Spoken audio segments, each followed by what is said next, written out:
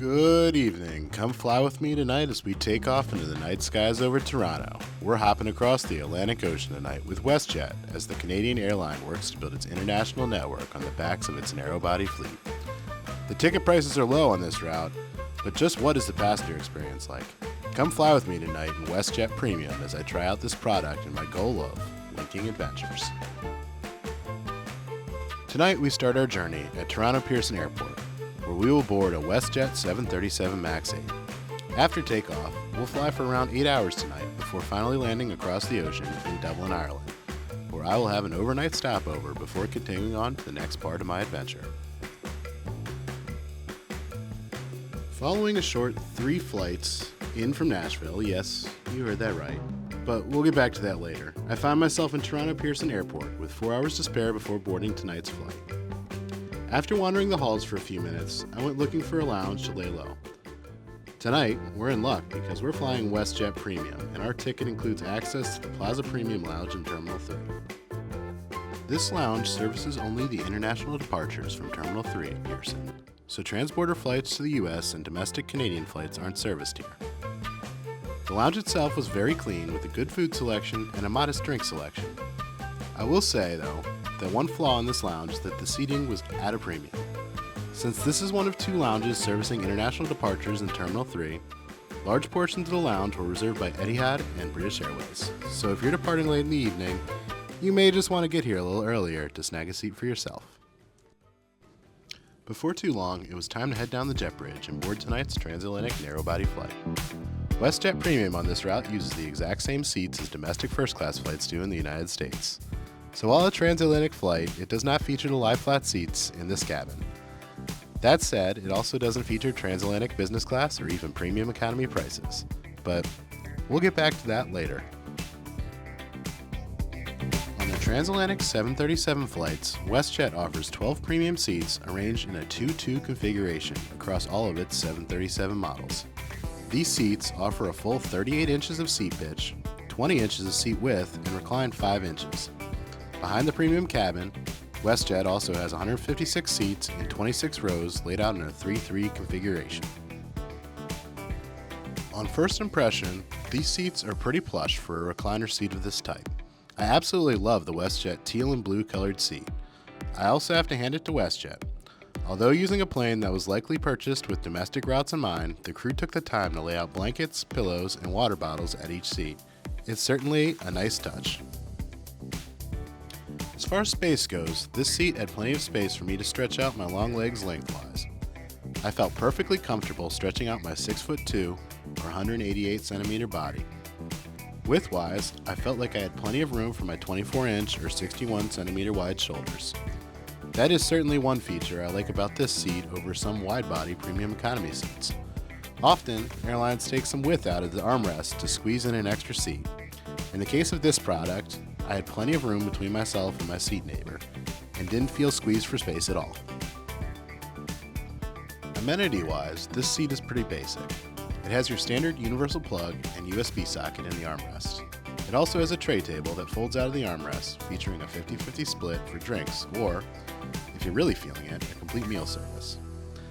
Thankfully, Westjet being a North American carrier, they provided individual air vents since this flight got a bit toasty in the summer sun awaiting takeoff. On the storage side of things, however, I found this seat to be a bit lacking. There was a small storage space under the armrest, though it was pretty small and I could only really store the provided amenity kit here.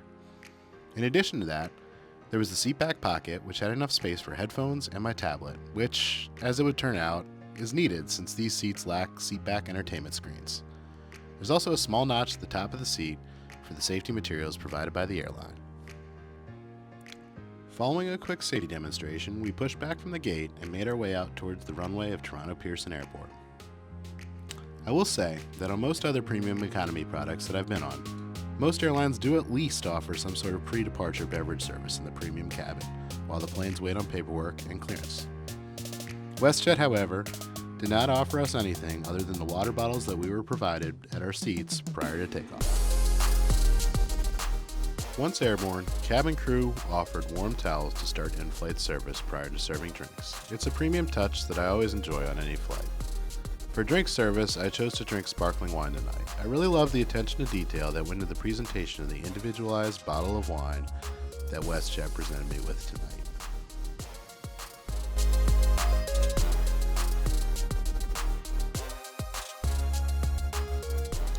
Following the beverage service, I took a minute to browse in-flight entertainment options. This plane, being a standard Westjet 737, offers Westjet some flexibility with their equipment and scheduling options. However, for me, this means there was no seatback entertainment screens. I was able to use my tablet to browse Westjet's Wi-Fi based entertainment systems. Despite there not being any seatback screens, there were several options as far as entertainment options go, even some newspaper options that I could read. As I continued to browse entertainment options, cabin crew brought around menus for the in-flight meals. I thought the menus were a nice touch, however, I was informed that ground crew in Toronto loaded the wrong menus, so these menus that were in my hands were completely useless.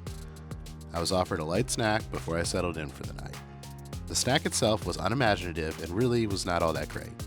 It was nice to have a food option, however, as far as an offering in a supposedly premium cabin goes, Westjet really missed the mark here.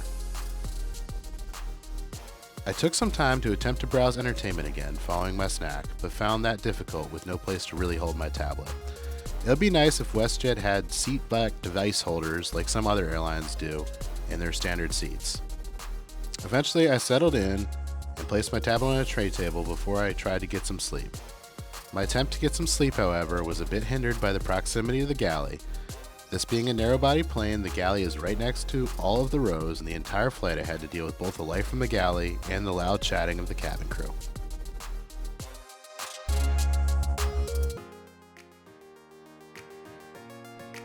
As I woke up, cabin crew was quick and attentive to bring around breakfast.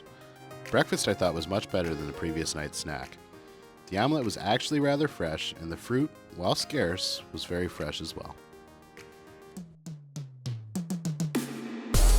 Breakfast was served a good hour before arrival in Dublin, so I took my time and I woke up with some orange juice as I admired the views of Ireland out the window.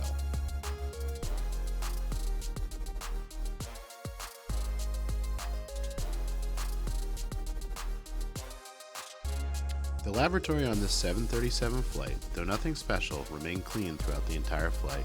Though not spacious by any means, the cleanliness of this bathroom provided a premium feel and will put the lavatory on par for what I would expect of a premium product. As I continued to relax on our approach towards Dublin, I took a second to recline my seat, lay back, and enjoy the views until we made our final approach on into Dublin. While I did not use it on the flight, Westjet provided us with an amenity kit prior to boarding. I found this to be a nice, if rather basic touch. In this amenity kit, I found an eye mask, a pair of socks, some lip balm, and some earplugs, which I wish I had chosen to use the previous night to block out some of the cabin crew chatter while I attempted to sleep. You might wonder why Westjet has a narrow-body jet on this run as opposed to the standard twin-aisle wide-body jet that are typically on the Trans-Atlantic run. Well, with new engine technologies, airlines are able to put smaller planes on niche runs like this, which saves them money on fuel costs. The airlines, in turn, can offer some of those savings to passengers, which is one of the reasons why I chose this flight today. The price of a Westjet Premium Economy on this run was half that of a Premium Economy ticket on any other run during the summer high season. As a large passenger, I value space, and I also appreciate value, making this the perfect flight for me today.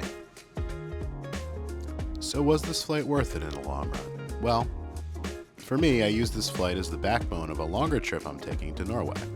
I'll post that video in the coming weeks. As far as flights in Europe are concerned, they're often cheaper than flights originating from the United States. This flight that I took today was a great positioning flight since I didn't mind the stopover. With economy tickets around $220 US and premium tickets at $500, this flight was a no-brainer for me. I'd like to thank everyone at Westjet and the ground crew in both Toronto and Dublin for making tonight's flight such a pleasant experience. Without their hard work and dedication, none of this would be possible.